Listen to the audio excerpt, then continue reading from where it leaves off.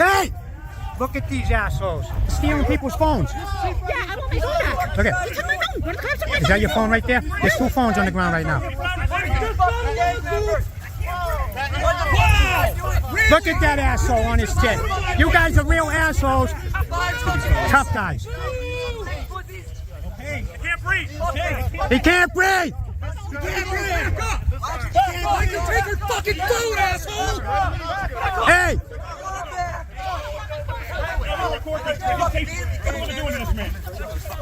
Hey guys, wow. You wake up to a low, rhythmic thud in the distance, like someone knocking on every door at once. The sun is barely rising over East Los Angeles, and already something feels wrong. You crack open your blinds, and you see it. 4 white vans parked diagonally across the street, hazard lights blinking like warnings in Morse code. Uniformed men with weapons drawn are knocking no, pounding on your neighbor's front door. Your heart catches. You look again, and this time, you see them pulling someone out. It's Javier, the baker from down the block. He's in socks. No time to put on shoes. This wasn't supposed to happen. So, before you get comfortable, take a moment to like the video and subscribe, but only if you genuinely enjoy what I do here. Let me know in the comments where you're watching from and what time it is there, and let's go on the journey of today's story together. You step outside and try to breathe normally, but something electric is humming under the surface. Every neighbor you pass looks dazed, like they've forgotten where they were going. Sirens fade in and out in the background, and by noon, news breaks. 2,800 people detained in a single coordinated ICE sweep across the greater Los Angeles area. Not just factory workers, though, plenty of those. Not just the undocumented, though, many were. But also visa holders with expiring documents, asylum seekers awaiting court dates, fathers with mixed status children, even teenagers who'd missed a paperwork deadline. The sweep was that wide. In a now deleted post from ICE's official X, formerly Twitter, account, they referred to the operation as Operation Integrity Storm, claiming it was targeted and precise. But street footage from Boyle Heights shows officers arresting a father in front of a preschool while his toddler clutches his pant leg, screaming in Spanglish. And then as fast as they came, they're gone. The vans roll off. Empty lunchboxes scatter the sidewalks. One local pastor posts on Instagram, "Our church lost 14 families this morning." A local radio host put it simply, "East LA feels like someone just exhaled all the life out of it." You learn that the plan started weeks ago, quiet, deliberate, cloaked in bureaucracy. ICE didn't just wake up and decide to strike East LA like lightning. It was methodical. Behind the raid was a federal directive known as Operation Integrity Storm, leaked through internal documents by an anonymous whistleblower to the Marshall Project. It's described as a data-match deployment initiative, rooted in overlapping employer records, housing registries, and visa expiration reports. Translation: if your paperwork didn't line up digitally, your home could be next. The system filtered people into targets. No face, no context, just metadata. This isn't random. A senior official from the Department of Homeland Security said on Background to Reuters, the operation was about ensuring compliance at scale. It wasn't about justice, it was about visibility, a spectacle, something clean on paper but muddy in the streets. You picture the agents, many fresh from training at the ICE Enforcement and Removal Operations ERO field office in San Bernardino. Some were so new they wore uniforms without name tags. One agent posted a now scrubbed TikTok, lip-syncing to "Another One Bites the Dust" while pointing to a holding bus. It got 43,000 views before the account vanished. It wasn't just immigration courts that were notified in advance, it was employers. Emails sent to local LA businesses warned of a potential federal compliance inspection, but offered no timeline. One restaurant owner from MacArthur Park told The Guardian, "They didn't tell me who or when, just that I better have backup staff." So when ICE rolled up to his kitchen, he had exactly 0 workers who weren't terrified. He had 0 workers left at all by that night. And here's the twist. The sweep wasn't even limited to people with open deportation cases. Track's real-time tracking revealed over 700 of those arrested had no active removal order. Some were mid-appeal. Others had pending asylum hearings delayed by the courts themselves. It's not justice. It's architecture. a system built to look neutral while feeling anything but. And you can't unsee it once it's exposed. Maria wakes up at 4:45 a.m., like she always does.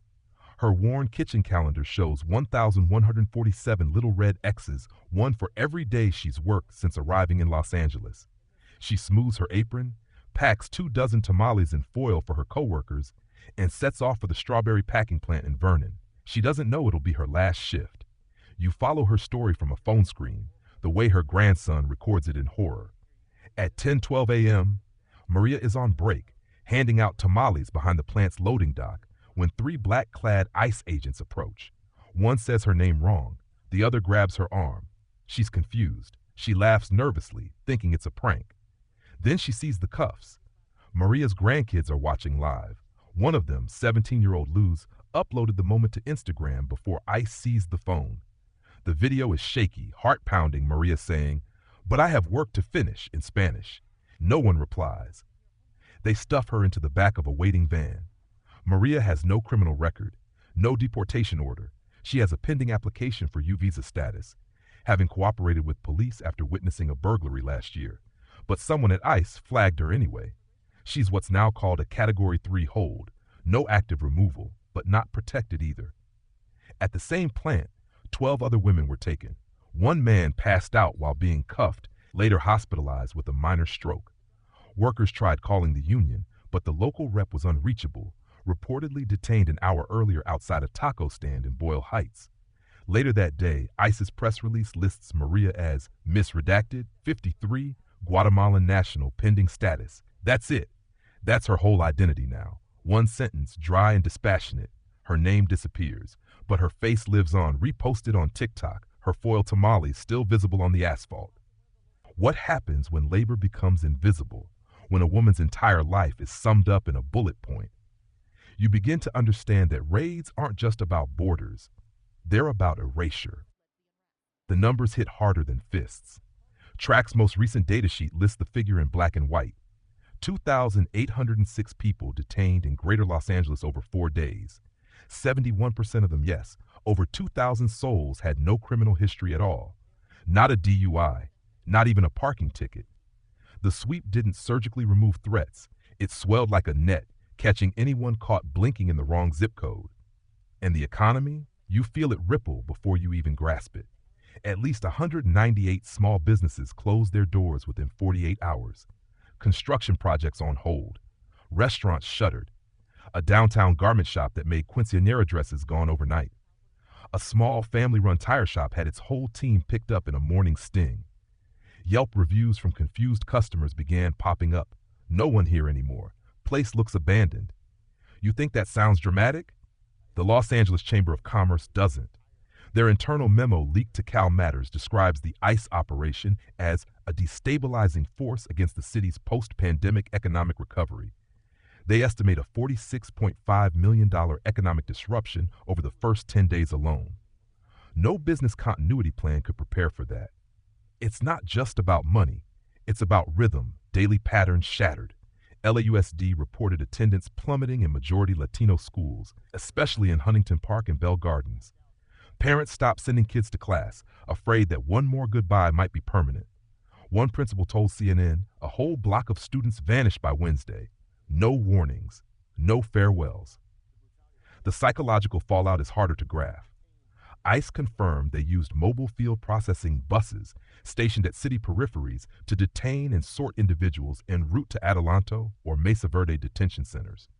A journalist from The Intercept got drone footage lines of shackled workers, heads down, under floodlights in the middle of a Burbank parking lot. And yet, public ICE records continue to frame the operation as standard protocol. You begin to ask yourself, how many standard protocols does it take before a neighborhood forgets how to be a neighborhood? You're sitting at your aunt's kitchen table. The news is still looping footage of the raid drones over rooftops, families crying outside chain link fences, ICE spokespeople repeating the same 6 words, "We're enforcing the law. That's all." But is it? Your uncle, a retired Marine, slams his cup down. It's not about law. It's about power. Your aunt, a legal resident since '89, says, "But if they're undocumented, aren't they breaking the law?" You say nothing, because now, even in your own family, the argument begins.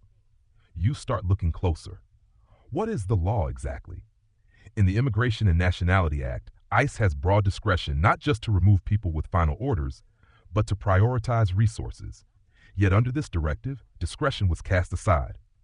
According to an internal ICE audit obtained by the Marshall Project, agents were incentivized by efficiency metrics during Operation Integrity Storm. In plain language, the more people arrested per shift, the better the performance review. Even former ICE officials are pushing back. One former regional supervisor anonymously told The Intercept, "The point isn't to deport criminals, it's to create a narrative of control." He likened the sweep to turning screws in public so everyone behind closed doors tightens up. But there's another side, too. The Department of Homeland Security posted a brief rebuttal, noting that at least 12 individuals detained in the sweep had serious outstanding warrants, weapons charges, trafficking investigations, and previous deportations tied to gang affiliations. If even one threat is removed, they wrote, the mission is valid. You pause on that line. It's haunting. Because if you believe it, then Maria was just collateral. But if you don't believe it, then you have to ask, why were the other 2,794 taken? Here's a sobering ICE fact from 2023, buried on their website. Over 60% of all people detained annually are never convicted of anything post-arrest. Not in court, not on paper. Law or justice, enforcement or ethics, you ask yourself again. Out loud this time, and the kitchen goes quiet. You return to the elementary school near Boyle Heights 1 week later. It's not the same. The parking lot, usually humming with parents and breakfast drop-offs, is half empty. You walk past rows of folded construction paper art still taped to windows, stick figures holding flags, sons with happy faces, glitter glued on too thick. But inside, it's quieter than you remember. The cafeteria has space for 300 students. Today, barely 80 trays are served. A lunch lady tells you the missing ones were all from households touched by the raids. Some just didn't come back. Others, well, we don't know. You sit with Miss Grijalva, a fourth grade teacher. Her voice cracks as she speaks. You don't realize how much a parent does until their kid shows up hungry, alone, and scared. She's been paying for extra lunch cards out of pocket. The PTA created an emergency snack fund, graham crackers, juice boxes, microwavable soups. That's how they're holding things together. The guidance counselor tried to set up grief groups, but the children wouldn't speak. One boy just drew the same ICE van over and over again. He says it took his mom, she whispers. But it's not just grief, it's decay. Soccer practice was canceled, no volunteers. The after-school garden club is suspended, too few kids. A local mural project meant to celebrate Central American independence was halted halfway. The artist, a Salvadoran father of two, was taken during the raids. His ladder still leans against the wall, paintbrush dangling mid-stroke. And while you're there, you overhear two mothers whispering in the hallway. They're both documented, but still terrified. I don't know if it matters anymore, one says. They just take whoever they want. You step outside, and for a moment, it feels like the city's pulse has slowed. The streets aren't empty, but they feel muted, like every footstep lands softer, unsure of where it's allowed to go. ICE calls this operational deterrence. But what they've really created is absence. And in that absence, community starts to crack. You stand outside the old corner house on Soto Street, the one with the perfectly aligned trash cans, the little wind chime that sang whenever someone passed. You'd never spoken much to the man who lived there, but you always noticed him, always sweeping the sidewalk, always nodding, always there. But now he's not. His name was Esteban. You learn it from the flyer taped to the utility pole out front. Esteban Reyes, age 67, detained July 26, ICE transfer hold. Mesa Verde Detention Center. There's a grainy photo beneath the text, Esteban in a paper birthday crown, smiling behind a tres leches cake. You never knew that smile. Inside his now locked house, his dog howls every night. Neighbors leave bowls of food under the gate. One teenager even started a TikTok series called #Who Was Esteban, piecing together small memories from passersby. The comments pour in. He helped me fix my bike. He gave my mom lemons from his yard. He never said much, but he always waved. Now, just wind, silence, and a lemon tree that no one picks from. You wonder how many Estebans you've forgotten to know, how many neighbors passed like ghosts until one day gone. This isn't just about politics anymore. It's about what vanishes when we aren't looking and how easy it is to let it go. Track reports that over 15% of recent detainees are over the age of 60. Some, like Esteban, have lived in the U.S. for decades, but due to bureaucratic backlogs, they never finalized documentation. And now, those years of contribution of silent, humble community are overwritten by one word: detainable. ICE's digital case log lists him as non-priority age subject with prior overstayed visa, 1998. No mention of the garden, the dog, the smile. You ask yourself what kind of country forgets the people who built it? And worse, what kind of neighbor lets that forgetting happen? The chime above his porch sings in the wind, like a voice waiting to be remembered. You stand in the same parking lot where the buses had lined up 7 days earlier, cold, steel shadows against a gray LA sky. Now the asphalt hums with color. A group of artists is painting a mural. At the center, in brilliant cobalt and copper, is Maria frozen mid-step, her tamales still wrapped in foil. Around her, silhouettes of children, outlines of hands raised in protest, names blooming like wildflowers across the wall. You don't speak, you just film. It's shaky, like Luz's video from that day. But this time, no one's being dragged away. Instead, people are showing up. Teens with brushes, teachers with stories, grandparents with folding chairs. They paint, they cry, they share lunch. You post the video. It doesn't go viral, not yet, but a few dozen people share it. One local pastor links it on his church newsletter. A local bakery prints Maria's face on sugar cookies. A neighbor, one who hadn't spoken to you in months, texts, "I saw the mural. Thank you." Something flickers. Not justice. Not yet. But memory. Track's latest update shows no change in ICE protocol. The numbers keep ticking. Detentions continue. Transfers expand. Mesa Verde processes another 90 detainees today alone. Nothing has officially changed. But unofficially, you see sparks. A community group launches a Know Your Rights night at the same school where lunch tables once sat empty. Volunteers translate legalese into human words. A kid recites the Fourth Amendment in Spanish. 2 undocumented students open a GoFundMe to help parents buy prepaid phones that can't be tracked.